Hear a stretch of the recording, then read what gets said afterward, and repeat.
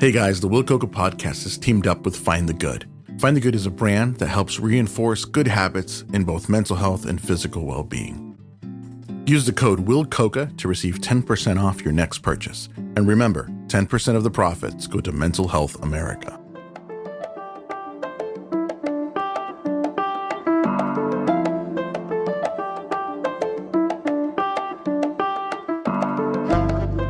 Welcome to another 5-Minute Friday. We made it to Friday, folks. Becoming a father has felt a lot like being handed the keys to a house that I didn't fully know how to build. I had the foundation, the tools, and the determination, but inside me, there were some cracks in the walls, some remnants of old storms I never patched up. I'm talking about trauma. Trauma, I've come to realize, is like hidden damage in a home. You can paint over it, you can decorate the rooms, and hope no one notices, but sooner or later, the cracks will show through. And when children move into that house, into your life, they notice things you don't think they can see or feel. For years, I've tried to cover up my own damage with silence and even stoicism. And I thought if I worked hard and provided and stayed strong, I was doing enough, right? But the truth is, unprocessed trauma doesn't just stay in the past, it echoes forward. It shows up in the way I shut down when I should lean in the sharpness of my words when I feel overwhelmed, or the distance I create without even meaning to. Now, the people around me may not have understood why, but they could definitely feel the weight of it. At some point, I realized that my healing wasn't only about me. It was about the house I'm building for them to grow up in. If the walls were weak or the foundation was cracked, they would inherit that instability. That thought forced me to pick up the tools I've avoided for years, whether it be therapy, hard conversation, and the willingness to sit down with my own pain instead of bearing it.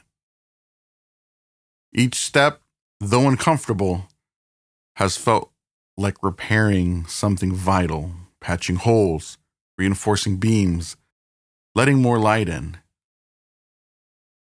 I've also come to see that part of being a father isn't hiding the repairs, but showing them. My family was never good at that. I never saw my parents patch things up or work on themselves. Later in life, when I admit to my kids I've been through some hard things and I'm learning how to handle them, I'm teaching them that the cracks don't make you weak, but they make you real. Vulnerability becomes a blueprint for resilience. They learn that strength isn't about pretending the storms never happened, but about standing tall after they pass and choosing to rebuild. A lot of this self-reflection has also led me to be honest about my own experience with my family. The things that worked, the things that didn't, the pain that we felt, the healing that never happened. And the reality that if I don't do anything about it, I'll pass it on. This process has humbled me. It has redefined what strength looks like. True strength isn't silence over carrying everything alone. It's the courage to walk into the unfinished rooms of your life and do the work. Some days progress is slow. Other days it feels like I've rebuilt entire sections of myself. And some days I start all over again. But what matters most is that I keep building. Not just for me, but for the family who calls this house a home. Healing is not about erasing the past, but transforming it into something that can hold love instead of pain. Every nail driven, every wall repaired, every window opened to let more light in is a step towards hope. And you can't do it alone. You need community. And I've been blessed to be part of an awesome community. The house will never be flawless, but it doesn't have to be.